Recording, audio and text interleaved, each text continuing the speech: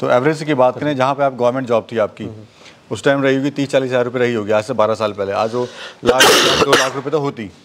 तो कितना उसके अगर कंपेयर करें तो अभी अगर देखेंगे तो 8 से 10 CR के आसपास ओवरऑल टर्नओवर है। अरे वाह, ग्रेट सर, सर ग्रेट। ये जो फीमेल है ये मैंने 8.5 की मैंने खरीदी थी। 8.5 लाख की? 8.5 लाख की। तो अभी वो नॉन प्रेग्नेंट है। तो सर ये कहाँ से ली है सर? इंडिया से है कि एक्सपोर्ट करी आपने? नहीं, इम्पोर्ट। हाँ, इम्पोर्ट का ही माल है। राइट दोस्तों, 8.5 लाख की। खासियत क्या है और क्यों आपने इतनी महंगी ये बकरी ली? इसका जेनेटिक्स जो है ना, वो जेनेटिक्स के बेस से मैंने इसको परचेस किया है। तो जो इम्पोर्ट बोर्ड रहता है सर जी, तो इसका धड़ जो देखते हो तो ये आपको अलग से नजर आएगा। इसका सींग का मार्किंग अलग से आएगा, इसका हेड का मार्किंग अलग से आएगा। उसके बाद उसकी बोन साइज भी आपको समझ में आएगी। यहाँ का जो लेंथ है ए बी, और यहाँ का जो बैरल साइज जो है, तो नीचे 40% का स्पेस रहेगा, ऊपर 60% का रहेगा। तो ऐसी बहुत सारी चीज़ें। और बच्चे कितना देती है सर ये? 80% से 90% के ट्विंस देती है।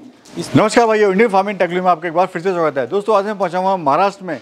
यहाँ पर मैं आपको ऐसे बकरी प्रेमी से मिलाऊंगा जिन्होंने गवर्नमेंट जॉब छोड़ के बकरी पालन का काम स्टार्ट किया, सफलतापूर्वक 12 साल से इसको चला रहे हैं, वो भी बहुत ही स्पेशल ब्रीड के साथ, जिसको हम कहते हैं बोयर गॉड। दोस्तों अगर मैं इनके साल के टर्नओवर की बात करूँ तो लगभग 8 से 9 करोड़ का इनका सालाना टर्नओवर। आप सोच सकते हैं कितने बड़े स्केल में का काम आज चल चुका है और 12 साल से सफलतापूर्वक ये बकरी पालन कर रहे हैं। तो दोस्तों जानते हैं कि इस पूरे अनुभव के बारे में, सफ़र के बारे में, इनका जो प्रोसेस है काम करने का वो किस तरह से है और किस तरह से अगर कोई बकरी पालन शुरू करना चाहता है कैसे शुरू कर सकता है। तो चलिए इस वीडियो शुरू करते हैं। सर नमस्कार। नमस्कार सर, कैसे हैं सर? बढ़िया सर। सर अपना जो है सबसे पहले इंट्रोडक्शन दीजिए, कहाँ पे आपका फार्म है और क्या लोकेशन है? मेरा नाम है राहुल खामकर और अपना जो फार्म है वो महाराष्ट्र में अहमदनगर डिस्ट्रिक्ट में पाथर्डी बोल के है, तो पाथर्डी में अपना फार्म है। सर शुरुआत कैसे हुई? जैसे वीडियो शुरू करने से पहले आपने डिस्कस करा कि आपकी गवर्नमेंट जॉब भी थी, तो गवर्नमेंट जॉब तो कोई छोड़ता नहीं है, तो आपने वो भी गॉड फार्मिंग का चुनाव किया? एक्चुअली मुझे पुराने जो रहते तो उनके लिए मेरे पास लगाव था जी। तो मैं पहले से ही बिल्ली कुत्ते ये सब पालता था। तो ऐसे ही मैंने एक गोट को भी ले लिया और जो मेरे मामा के वहाँ पे मैंने रखी थी। तो उसको फिर मुझे मालूम चला कि उसको 2 बच्चे होते हैं। फिर कोई बोला कि साल में 2 बार डिलीवरी हो जाती है तो 4 बच्चे मिलते हैं। तो मैं उसको जो लोग अभी वर्कआउट करते हैं ऑन पेपर, तो उसको मैं मल्टीप्लाई करके वर्कआउट करता था। तो 100 बकरी के 400 बच्चे हो जाएंगे। लेकिन रियल में वैसा कुछ हुआ नहीं, क्योंकि ये प्रैक्टिकली बिजनेस है। और साथ में मेरा इतना कुछ अटैचमेंट नहीं था गवर्नमेंट जॉब से। पहले से मुझे कुछ अलग करना था। मैं पैसे के लिए काम नहीं करता था, मुझे पैशन था, तो इसलिए मैं इनके प्रति जो लगाव था उसके लिए काम करता था। तो धीरे धीरे मैंने 7 साल सर्विस की और साइड बाय साइड ये भी चालू किया था। तो सर्विस छोड़ के फिर मैं फुल टाइम अभी इसमें ही वर्क कर रहा हूँ जी। तो सर ये हिम्मत कैसा है? मतलब ज़िंदगी जो है पैसे से चलती है, पैशन से और शौक से नहीं चलती है। तो गवर्नमेंट जॉब छोड़ के एक और नई लाइन चुनना वो बड़ा ही मतलब पेचीदा काम है सर। एक्चुअली मेरा विजन मैंने बनाया था कि मुझे कहाँ जाना है और मुझे क्या करना है। जैसे मैंने आपको कहा कि मेरा व्हाई क्लियर था, मुझे क्यों करना है। तो मैंने जब इसका एनालिसिस किया कि ये बिजनेस जो है उसको आप बहुत अच्छी तरह से आप अगर करते हो तो एक अलग लेवल के ऊपर इसको ले जा सकते हो। जैसे कि आज हमारे 4000+ कस्टमर हमारे पास हमारे साथ है, जो हम मिलजुल के हम काम करते हैं, टाइप में काम करते हैं। उसके बाद अगर गोट में काम करना है तो पहले आपको उसका एनालिसिस करना जरूरी है, जिसको मैं कहता हूँ प्रोडक्ट एनालिसिस। आपको गोट में ही क्यों काम करना है। आप पोल्ट्री में कर सकते हो, कैटल में कर सकते हो, उसमें भी जल्दी इनकम आ जाता है। इसमें थोड़ा पेशेंस रहता है, पेशेंस रखना पड़ता है, पेशेंस का काम है। हाँ, तो जब इसमें काम करना है तो फिर इसकी नीड, इसका मार्केट मतलब पास्ट है कि पास्ट में अगर मीट के रेट देखोगे तो कभी कम नहीं होते, वो दिन ब दिन बढ़ते जा रहे हैं। तो एक अपॉर्चुनिटी है, डिमांड रहती है हमेशा, डिमांड हमेशा रहती है। रेट क्यों बढ़ रहे हैं सर? बिल्कुल बिल्कुल। सर ये मुझे बताइए, जैसे आपने जो स्टार्ट कर लिया हिम्मत करके, लेकिन कुछ लोग हिम्मत नहीं कर पाते, जिंदगी बीत जाती है सर। बराबर सर, जिंदगी के सपने जो है खत्म हो जाते हैं उनके, आज शुरू करेंगे। तो उन भाइयों के लिए आप क्या कहना चाहते हो? सर पहले जो सोर्स अपने पास अवेलेबल है, जो सोर्सेस अवेलेबल है, उससे आपको स्टार्ट करना पड़ेगा। उसको आप स्टार्ट करो, एक 8-10 फार्म विजिट करो और उस ज़्यादा करके जो फेल हुए फार्म है, जो बंद है, उनको जाके मिलो आप, वो क्यों बंद है। क्योंकि हर एक का रीज़न अलग अलग होता है। जी जी। आप किसी एक को फोकस नहीं कर सकते कि यार इसका बंद गिर गया, इसका मतलब पूरा गाँव फार्मिंग नहीं करेगा। आप उसके रीज़न निकालो, बहुत सारे रीज़न रहते हैं इसमें जी। तो शुरुआत जो की आपने कितनी बकरियों से करी थी सर? सर 1 साल में मैंने पहले थोड़ा दोस्तों सर की तबीयत यहाँ पे ख़राब है और कल भी सर की ख़राब थी, आज रिक्वेस्ट पे हमें शूट कर रहे हैं, इंटरव्यू दे रहे हैं, तो उसके लिए सॉरी बार बार जो है। तो पहले मैंने एक ही गोट लिया था जी, लेकिन जैसे मैंने वो जो पेपर वर्क किया तो एक साल में कम से कम 70-80 गोट लिए। लेकिन गोट फार्मिंग उस टाइम पे इतने कुछ थे नहीं जी। जैसे महाराष्ट्र में देखेंगे तो 3-4 ही फार्म थे। तो फर्स्ट ईयर में मेरे पास 70 to 80% मॉर्टिलिटी हो गई बड़े एनिमल में और किड्स में भी। मालूम नहीं था कैसा करना है, कैसा करना है मालूम नहीं था। जैसे कि लोग करते थे कि एक बकरी के 4 बच्चे, तो वैसे ही मैं उनको वर्क करता था। इतना नुकसान फर्स्ट टाइम में ही हुआ और इसमें मैंने पेशेंस रखे कि ये क्यों हो रहा है। तो उसके जड़ तक जाने की मैंने कोशिश की और धीरे धीरे उसमें अपडेट करते करते हम यहाँ तक आ चुके हैं। तो सर अगर बिजनेस की बात करें, इसमें गॉट फार्मिंग भी है, बकरी पालन भी है, अपना मुर्गी पालन भी है, मछली भी है, साथ में गाय का भी डेयरी का फार्म है बराबर। जबकि रिटर्न सबसे देर में बकरी पालन में आता है बराबर। तो क्या रीज़न रहा सर, क्यों आपने इसका चुनाव करा? सर जैसे मैंने प्रोडक्ट एनालिसिस के ऊपर काम किया कि कभी मीट का रेट उतरा नहीं। उसके बाद ऑल टाइप एनिमल सेल हो जाते हैं, pregnant goat, non pregnant, kids, male kid, female kid. और अगर बकरी आपको मरने को भी आई तो भी वो सेल हो जाती है। तो मार्केट का कुछ प्रॉब्लम नहीं, कोई ब्रीड के हिसाब से मीट नहीं खाता, कई बोर्ड लगा हुआ है एग्जैक्टली सही कह रहे हैं, इस ब्रीड का मीट का रेट ये है। तो ब्रीड के हिसाब से मीट नहीं खाता कोई। और उसके बाद मीट को कोई रिप्लेस नहीं कर सकता कि मीट की जो टेस्ट है वो किसी और चीज़ को नहीं आ सकती। तो ये बहुत सारे एडवांटेजेस मैंने ऑब्जर्व किए, उसके बाद मैं इसमें उतरा हूँ। तो सर अगर बात करें प्रॉफिट की तो आपको मुनाफा कितना हो रहा है इसमें? मुनाफा अभी 2 तरीके का मुनाफा है। एक तो ब्रीडिंग का अलग से और ट्रेडिंग का अलग से। तो ब्रीडिंग में जो वर्क करते हैं तो हम साल में नहीं बोले तो 400 से 500 किड्स हम सेल करते हैं। उसका जो मतलब एवरेज रेट भी रहता है वो 15 से 30 हज़ार रुपये तक हम किड्स सेल करते हैं, 15,000 से 30,000 रुपये तक।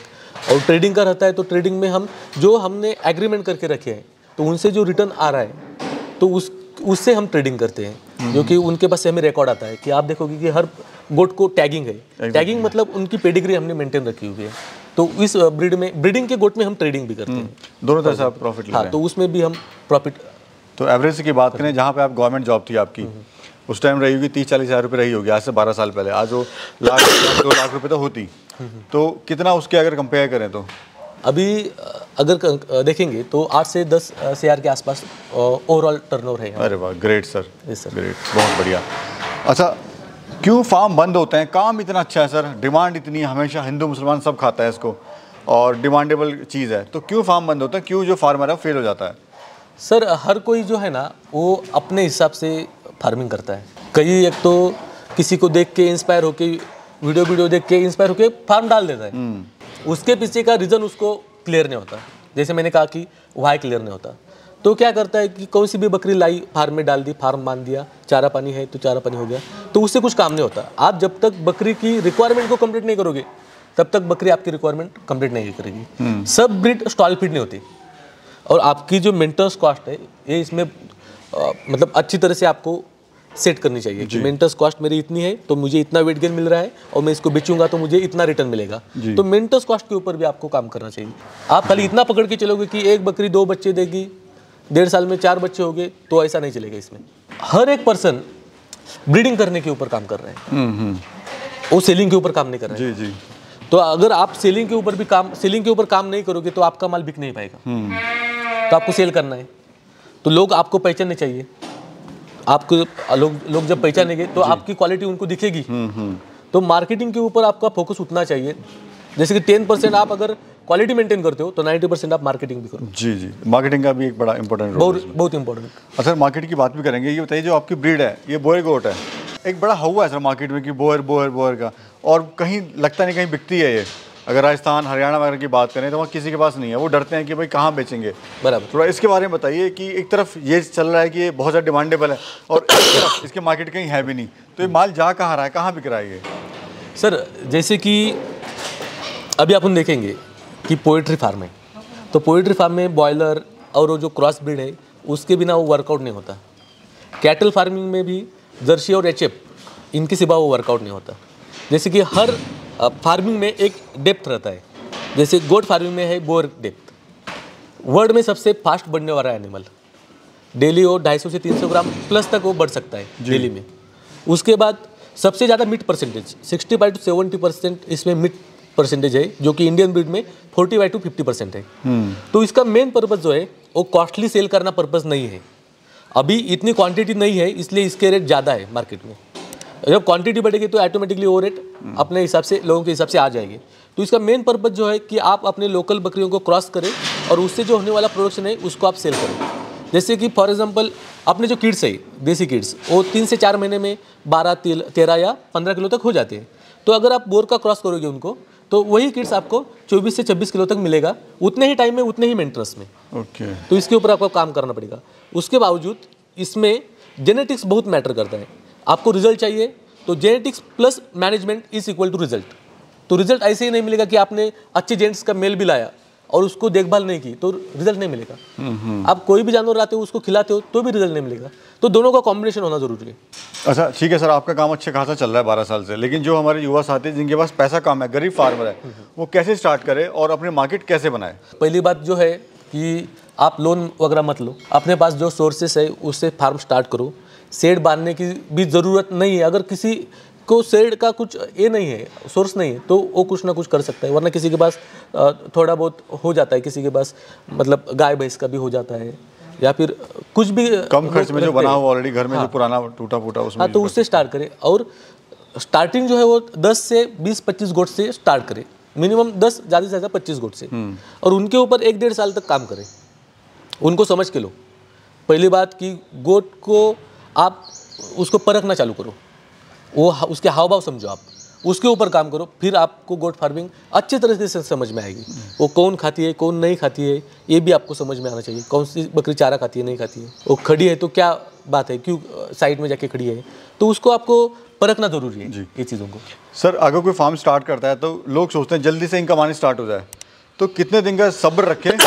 पहले 2 साल हैं, उनमें क्या क्या चीज़ें ज़रूरी वो सीख लें ताकि वो फार्म उसका ना बंद हो? वो बड़े महत्वपूर्ण हैं सर पहले 2 साल। जो शॉर्टकट ढूंढना चाहते हैं वो इसमें मत आए।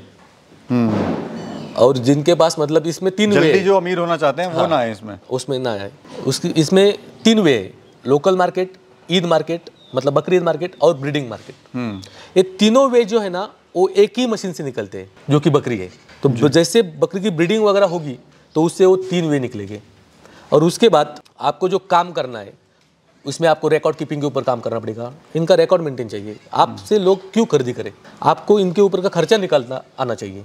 उसमें इनका मंथली वेट होना जरूरी है, वीकली वेट होना जरूरी है। करोड़ बच्चों में वीकली वेट होना चाहिए कि हर हफ्ते में कितना गेन कर रहा है, और बकरी में या बड़े बकरे में मंथली वेट होना चाहिए। जब आप वेट करोगे तो आपको समझ में आएगा कि आपकी बकरी क्या काम कर रही है, आप जो खिला पिला रहे हो तो उसका कुछ रिजल्ट मिल रहा है या नहीं मिल रहा है। उसके बाद उनका ट्रीटमेंट रजिस्टर भी मेंटेन होना चाहिए। आप जब बकरी को ट्रीटमेंट करते हो तो कई बाहर से अगर आप डॉक्टर बुलाते हो तो ट्रीटमेंट ठीक से करता है नहीं करता है आपको समझ में नहीं आएगा जी। तो उसका रिकॉर्ड होना जरूरी है। वैक्सीनेशन रिकॉर्ड ये भी होना जरूरी है। और किडिंग रिकॉर्ड, जिसमें बकरी मेटिंग के बाद किस मेल से मेट की है, कब डिलीवरी हो गई, कितने किड्स हो गए, वो सब मेंटेन होना चाहिए। तभी आपको ये बिजनेस एनालिसिस कर पाओगे। अच्छा, ट्रेनिंग के नाम से लोग काफ़ी दुकान खोल के बैठे हुए हैं अपनी जी। इसमें हर तरह के लोग हैं, जो अच्छे लोग हैं वो भी बदनाम हो रहे हैं जी, और जिनको नहीं आती है वो तो खैर कमाई कर ही रहे हैं। तो ये बताइए, क्योंकि ट्रेनिंग करने के बाद लोग सोचते हैं कि यार जो उनका रिजल्ट रहता है, जो अपने फार्म खोलते हैं तो वो कहते हैं कि हमने ये नहीं सीखा, हमें ये नहीं सिखाया गया, हम कहीं और से ट्रेनिंग कर लेते। तो मुझे बताइए, ट्रेनिंग जब कोई आदमी कर रहा है तो क्या क्या चीज़ें ज़रूरी वो सीखे ताकि वो अपने फार्म को अच्छे से सेटअप कर सके और चला सके? जैसे कि सर सबसे ज़रूरी बात यह है कि आपको पहली बात की गोट की रिक्वायरमेंट ये फर्स्ट पार्ट है। दूसरी बात उनके मैनेजमेंट के ऊपर क्या क्या वर्क होता है, और आपको खुद को भी IM IV सबकट ये ट्रीटमेंट खुद को भी करनी आनी चाहिए, जहाँ पे आप मेंटेनेंस कॉस्ट कम कर सकते हो, इमरजेंसी में आप वर्क कर सकते हो।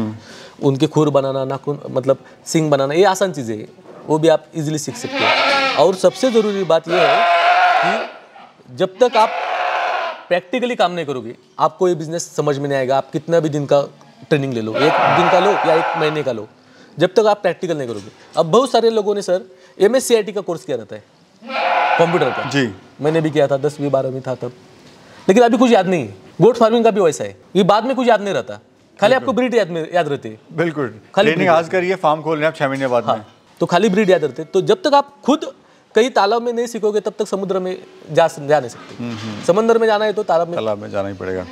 अच्छा सर, आपने जैसे गॉड फार्म स्टार्ट किया, गवर्नमेंट जॉब आपने छोड़ी, तो फैमिली ने या फ्रेंड्स सर्कल ने बोला यार तू क्या बकरी पालन कर रहे हो? सर अब तक दिमाग खाते हैं मेरा, अब तक बोलते कि क्यों छोड़ दिया तूने, ये भाग दौड़ की जिंदगी क्या काम की, आराम से पगार मिलता, आराम से खाता पीता, कुछ दिक्कत वाला काम नहीं था उसमें। हाँ जी। तो जैसे मैंने कहा विजन क्लियर है मेरा। अच्छा सर, मैं देख रहा हूँ कुछ ब्रीड जो आपकी बड़ी स्पेशल है और 8-9 लाख का कोई है बकरा है, बकरी है, तो कौन सी है सर, एक बार देख लेते हैं। सर अभी ये जो ब्रीड देख रहे हो आप, ये सब फुल बर्ड ब्रीड है। फुल बर्ड मतलब साउथ अफ्रीकन ओरिजिनल बोयर बोल के ये सब ब्रीड है सर। ये जो फीमेल है ये मैंने 8.5 की मैंने खरीदी थी। 8.5 लाख की? 8.5 लाख की। तो अभी वो नॉन प्रेग्नेंट है। तो सर ये कहाँ से ली है सर? इंडिया से है कि एक्सपोर्ट करी है आपने? नहीं, इम्पोर्ट। हाँ, इम्पोर्ट का ही माल है। बताइए दोस्तों, 8.5 लाख की खासियत क्या है और क्यों आपने इतनी महंगी ये बकरी ली? इसका जेनेटिक्स जो है ना, वो जेनेटिक्स के बेस से मैंने इसको परचेस किया है। अभी वो मेरे पास 2017 से मेरे पास फीमेल है वो। जी। हाँ, उसके बाद में ये भी उसका किड्स है। हाँ। और ये जो देख रहे हो आप, ये भी उसी का ही किड है। जी। और उसमें अलग अलग टाइप के, कोई जो है 1 साल के नीचे के भी है, और इनका मतलब ये सब एक साल के अंदर के फर्स्ट टाइम वाली है। जी। तो इसका फर्स्ट टाइम में ही वेट आप देखोगे तो 65 to 70 kg है। अच्छा सर, पहचान एक बार बता दीजिए, क्या पहचान होती है? हाँ, इसमें अभी आप देखोगे ना तो जो इम्पोर्ट बोर रहता है सर जी, तो इसका धड़ जो देखते हो तो ये आपको अलग से नज़र आएगा। इसका सींग का मार्किंग अलग से आएगा, इसका हेड का मार्किंग अलग से आएगा।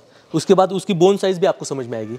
यहाँ का जो लेंथ है ये भी, और यहाँ का जो बैरल साइज़ जो है तो नीचे 40% का स्पेस रहेगा, ऊपर 60% का रहेगा। तो ऐसी बहुत सारी चीज़ें। और बच्चे कितना देती है सर ये? 80% से 90% के ट्विंस देती है।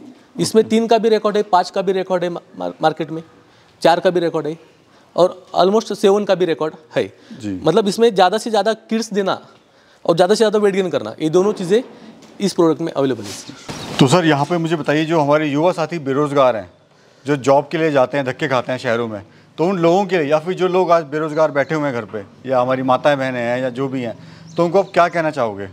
एक सोर्स के ऊपर अभी कुछ नहीं होता। आपके पास सोर्स ऑफ इनकम होना ज़रूरी है। जिसके पास खेती है वही ये बिज़नेस करे, जिसके पास खेती है, और उसके बावजूद इसको जोड़ के आप और भी बिज़नेस कर सकते हो, क्योंकि इसमें पेशेंस का काम है। पहले आपको 1.5-2 साल तक कुछ भी इनकम नहीं आ सकता। अगर आप अच्छे से करोगे तो कुछ ना कुछ आपको मिलेगा ज़रूर, लेकिन आपको पास पेशेंस चाहिए। और पेशेंस रखने के लिए आप साइड बाय साइड पोल्ट्री कर सकते हो, या फिर कैटल का भी कर सकते हो सपोर्ट के लिए, ताकि खर्चा पानी अपना निकलता रहे इनका। ये एफडी इनकम है सर जी, मैं हर टाइम कहता हूँ ये एफडी इनकम है। आप अगर कैटल में करते हो तो वीकली इनकम है, अगर आप पोल्ट्री में करते हो तो मंथली इनकम पकड़ के चलो। जी, इनकम सोर्स अलग अलग होना चाहिए। अच्छा सर, मुझे बताइए इसका मीट के बारे में हमने पूछा नहीं, क्या रेट का इसका बिकता है, मीट या लाइव है? जैसे सर हम जो है हम ब्रीडिंग में काम करते हैं, और मीट का जो है, मीट का अभी तो कहीं भी तो ब्रीड के हिसाब से तो नहीं चालू होगा कि इसका मीट का हिसाब से रेट अलग होगा। तो अभी है तो इनका ब्रीडिंग का ही सेटअप के ऊपर काम चालू है। तो ब्रीडिंग के हिसाब से देखेंगे तो मेल जो है तो मेल 600 रुपये से 800-1000 रुपये पर केजी तक बिकता है, और फीमेल जो है तो 1000 से 1500 रुपये पर केजी तक हम सेल करते हैं। अच्छा, आपके आउटलेट भी हैं सर? हाँ, आउटलेट है, लेकिन वो पोल्ट्री में है, पोल्ट्री बिजनेस में है। चलिए, बहुत बहुत शुक्रिया sir, thank you so much, आपने समय दिया, बहुत बहुत धन्यवाद आपका। धन्यवाद सर। तो दोस्तों, ये थी सर के द्वारा दी हुई जानकारी। अगर आपको अच्छी लगी तो वीडियो को जरूर से लाइक करना, फ्रेंड में जरूर शेयर करना, ताकि इनको पता लग सके किस तरह के आप बकरी पालन कर सकते हैं। एक नई वीडियो में बहुत जल्द मिलेंगे, तब तक के लिए जय हिंद।